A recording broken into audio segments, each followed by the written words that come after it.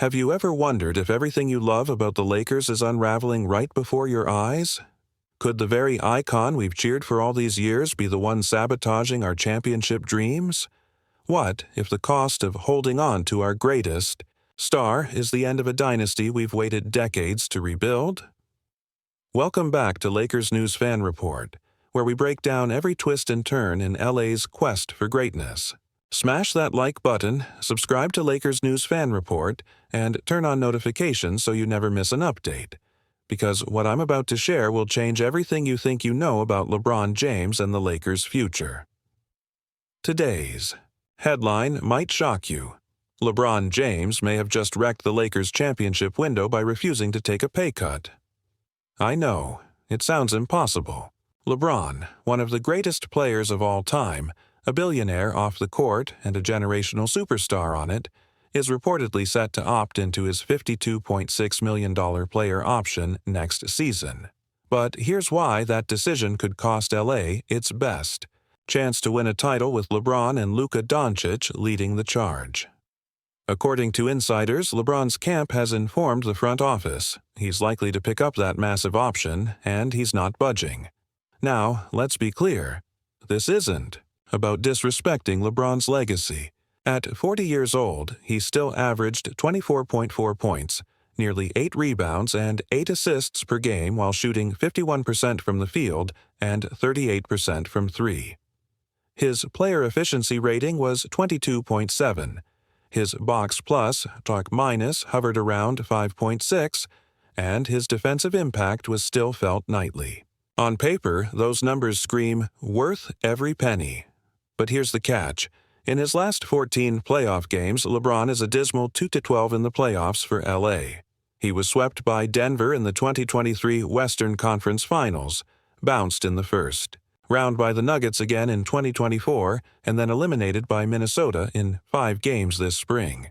In that Minnesota series, LeBron scored 0 points in the fourth quarter of Game 4, an elimination game where his veteran leadership was supposed to make the difference. Instead, Anthony Edwards dropped 16 in that same quarter, while LeBron sat helpless.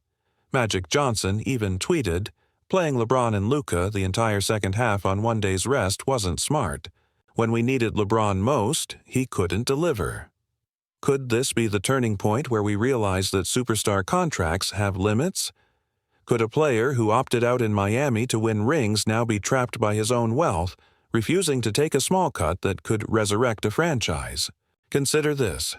Tom Brady took $60 million less over his career to chase 7 NFL titles. Tim Duncan sacrificed millions in his final years to keep the Spurs a dynasty.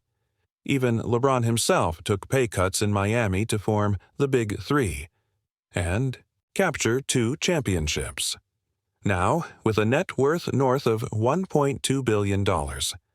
Thanks to a $30 million per year Nike deal, LeBron's refusal to forfeit pocket change feels unconscionable. Here's the real kicker.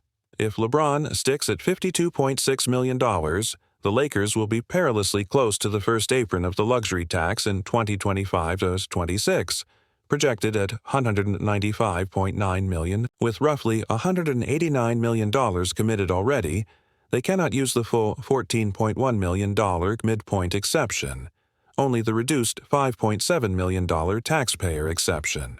That difference of $8.4 million is the gulf between landing a proven complementary star and settling for fringe role players.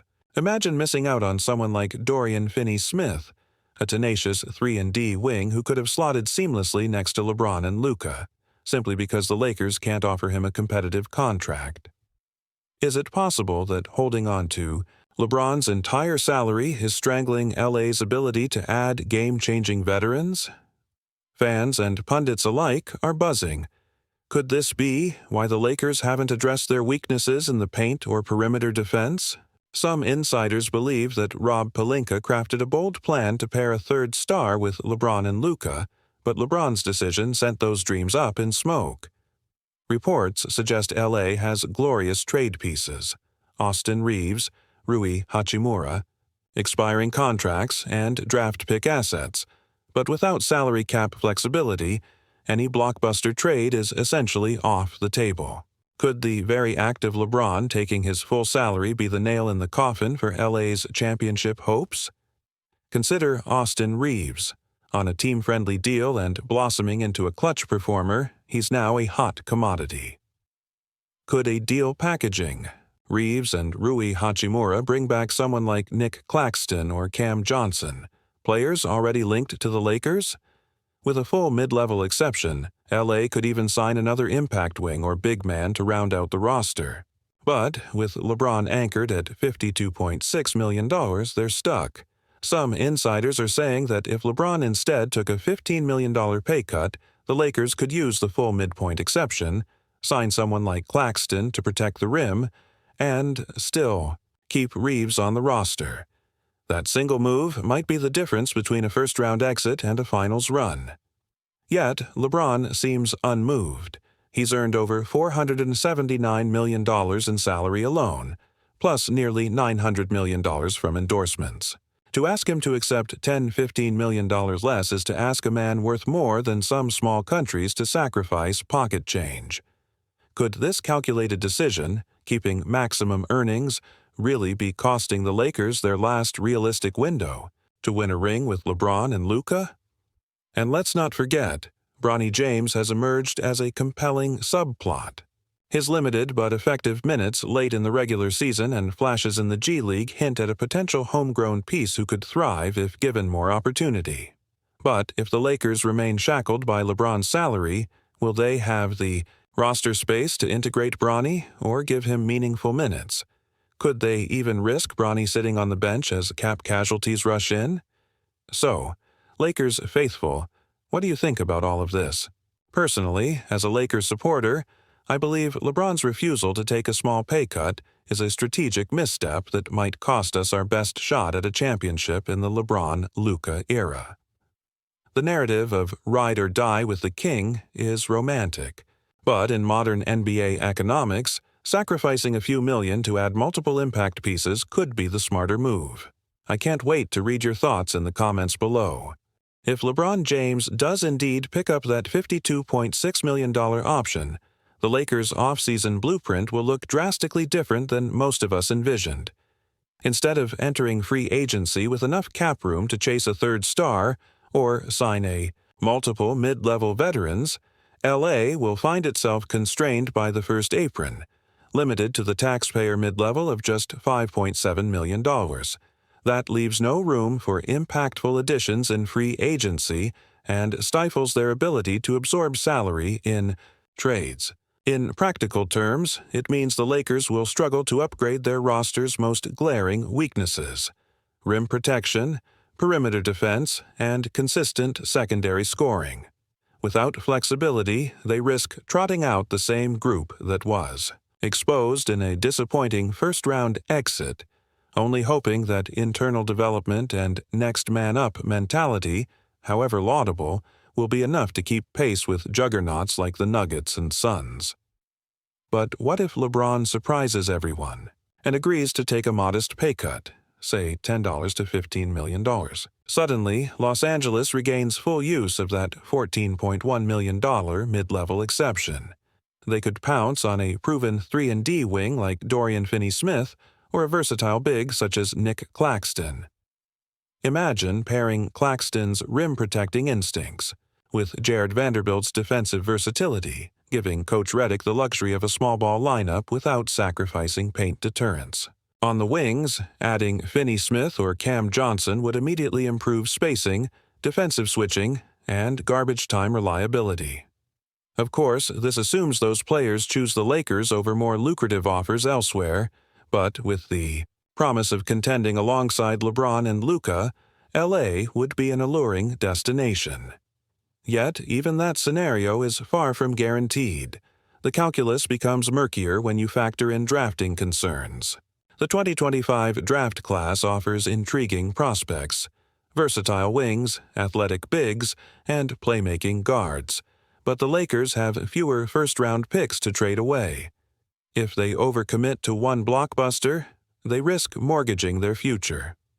Conversely, if they stand pat without LeBron's salary relief, They could enter training camp with virtually no wiggle room to improve a roster that already looks top-heavy and defensively vulnerable. Some insiders privately concede that, in either case, LA may need to rely heavily on coach-led player development, extracting untapped potential from Rui Hachimura, banking on Austin Reeves's breakout year, and assigning bigger roles to overlooked youngsters like Max Christie and Scottie Pippen Jr. But is that enough in a conference where every contender is aggressively upgrading?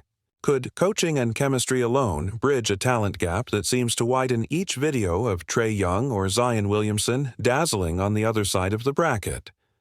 It's worth exploring how other franchises have navigated similar dilemmas. Recall, when the Philadelphia 76ers were cornered by Joel Embiid's max contract and had to choose between adding Tobias Harris or stacking draft assets.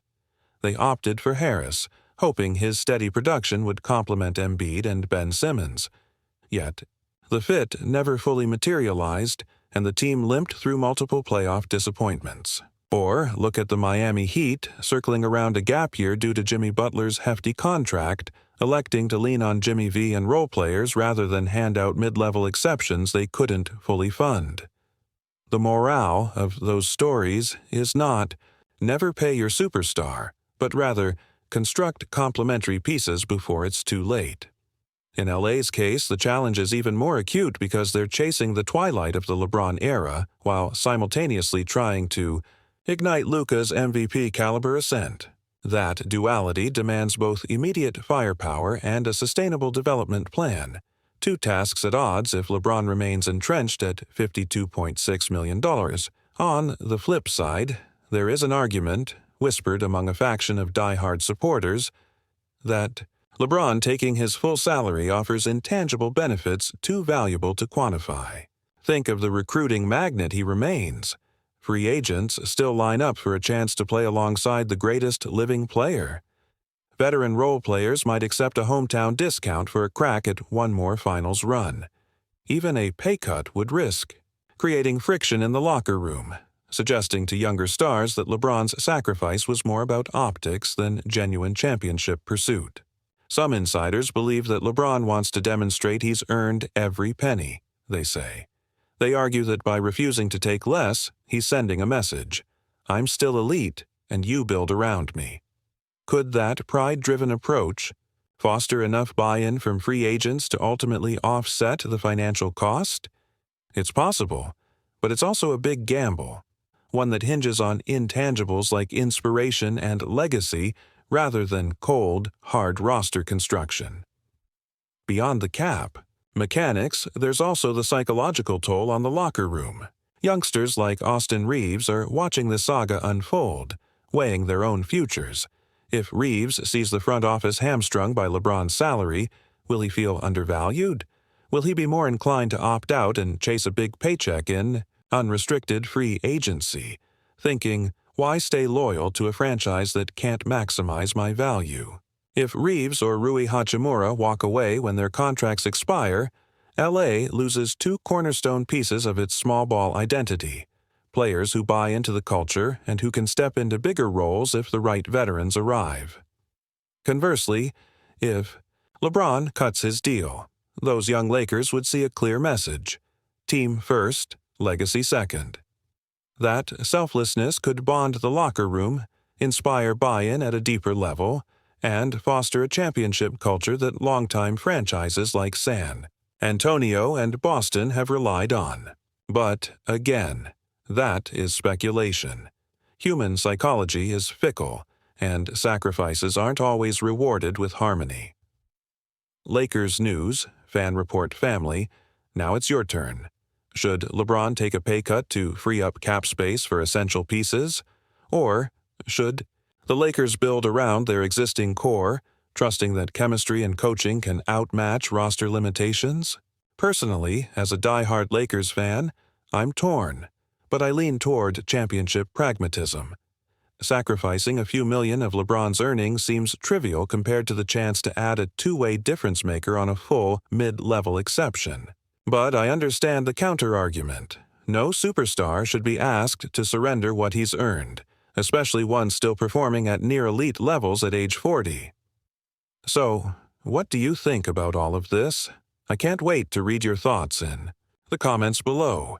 If you enjoyed this deep dive into the Lakers offseason conundrum, make sure to hit that like button, subscribe to Lakers News Fan Report, and turn on the notification bell so you never miss another breaking story. Thanks for watching, and we'll see you next time, because in Lakers land the drama is always far from over.